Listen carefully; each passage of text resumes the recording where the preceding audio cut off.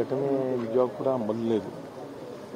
ನಾನು ನೋಡಿದಾಗ ನಿಜವಾಗ ಕೂಡ ಭಾಳ ದಿಗ್ಭ್ರಾಂತಿ ಆಯಿತು. ಯಾಕಂದರೆ RCC ಅಂತ ಮನೆ ಇವತ್ತು ಬ್ಲಾಸ್ಟ್ ಆಗಿದೆ ಅಂದರೆ ಗ್ಯಾಸ್ ಸಿಲಿಂಡರಿಂದ ಆಗಿದೆಯೋ ಅಥವಾ ಎಕ್ಸ್ಪ್ಲೋಸಿವ್ಸಿಂದ ಆಗಿದೆಯೋ ಇದು ನಿಖರವಾಗಿ ಇನ್ನೂ ಕೂಡ ಮಾಹಿತಿ ಇಲ್ಲ. ನಾನು ಕೂಡ ಪೊಲೀಸ್ ಅಧಿಕಾರಿಗಳ ಜೊತೆ ಮಾತಾಡಿದ್ದೀನಿ.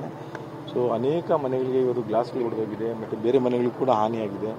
ಇದೆಲ್ಲವನ್ನು ಕೂಡ ಸರ್ಕಾರ ಭರಿಸಬೇಕು. ಯಾರು ಮೃತರಿದ್ದಾರೆ ಅವ್ರ ಕುಟುಂಬಕ್ಕೆ ಶೀಘ್ರವಾಗಿ ಪರಿಹಾರವನ್ನು ಕೊಡುವಂಥ ಕೆಲಸ ಆಗಬೇಕು ಅನ್ನೋ ಮಾತನ್ನು ನಾನು ಸದ್ಯದಲ್ಲಿ ಸರ್ಕಾರಕ್ಕೆ ಒತ್ತಾಯವನ್ನು ಮಾಡ್ತೀನಿ. ಇದು ಸಂಪೂರ್ಣವಾಗಿ ತನಿಖೆ ಆಗಬೇಕು.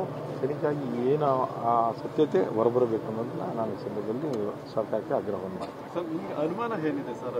ಅಲ್ಲ, ಈಗ ನೀವು ನೋಡಿ, ನೀವು ಎಲ್ಲ ಸುದ್ದಿ ಮಾಧ್ಯಮ ಸ್ನೇಹಿತರು ಬಂದಿದ್ದೀರಾ.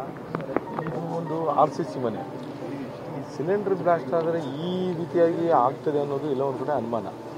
ಸೊ ಈ ಅನುಮಾನಕ್ಕೋಸ್ಕರ ಇವತ್ತು ಸಮಗ್ರವಾಗಿ ತನಿಖೆ ಆಗಬೇಕಂತೇಳಿ ಕೇಂದ್ರ ಸಚಿವರು ಹೇಳಿದರೆ, ನಾನು ಕೂಡ ಹೇಳ್ತಾ ಇದ್ದೀನಿ. ನಮ್ಮೆಲ್ಲ ಮುಖಂಡರು ಕೂಡ ನಾವು ಇದನ್ನು ಒತ್ತಾಯವನ್ನು ಮಾಡ್ತಾ ಇದ್ದೀವಿ. ಯಾಕಂದರೆ ಸಿಲಿಂಡರ್ ಬ್ಲಾಸ್ಟ್ ಆದರೆ ಈ ಮಟ್ಟಕ್ಕೆ ಆಗ್ತದೆಯೋ ಇಲ್ಲೋ ಅನ್ನೋದು ಎಲ್ಲ ಒಂದು ಕಡೆ ಅನುಮಾನ. ಸಿಲಿಂಡರ್ ಬ್ಲಾಸ್ಟ್ ಆದರೆ ಈ ಮಟ್ಟಕ್ಕೆ ಆಗ್ತದೆಯೋ ಇಲ್ಲೋ ಅಂತ ಒಂದು ಅನುಮಾನ. ಹಾಗಾಗಿ ಅನುಮಾನ ನಿವಾರಣೆ ಆಗಬೇಕಾದ್ರೆ ಸಮಗ್ರವಾಗಿ ತನಿಖೆ ಆಗಬೇಕು. ಅದು ಅದರಿಂದನೇ ಆಗಿದೆಯೋ ಅಥವಾ ಏನಾದರೂ ಯಾರಾದರೂ ಎಕ್ಸ್ಪ್ಲೋಸಿವ್ಸ್ ಶೇಖರಣೆ ಮಾಡಿ ಇಟ್ಕೊಂಡು ಅದೇನಾದರೂ ಅನ್ಎಕ್ಸ್ಪೆಕ್ಟೆಡ್ ಆಗಿ ಸಿಡಿದು ಈ ರೀತಿಯಾಗಿ ಆಗಿದೆಯೋ ಅನ್ನೋದನ್ನ ಸಮಗ್ರವಾಗಿ ತನಿಖೆ ಆದರೆ ಮಾತ್ರ ಅದು ಗೊತ್ತಾಗ್ತದೆ. ಈಗ ನಮಗೇನು ಗೊತ್ತಾಗ್ತದೆ? ಆ ರೀತಿಯಾಗಿ ಆದಾಗ ಮಾತ್ರ ಎಲ್ಲ ಒಂದು ಕಡೆ ಸರಿಯಾದ ಉತ್ತರ ಸಿಗ್ತದೆ.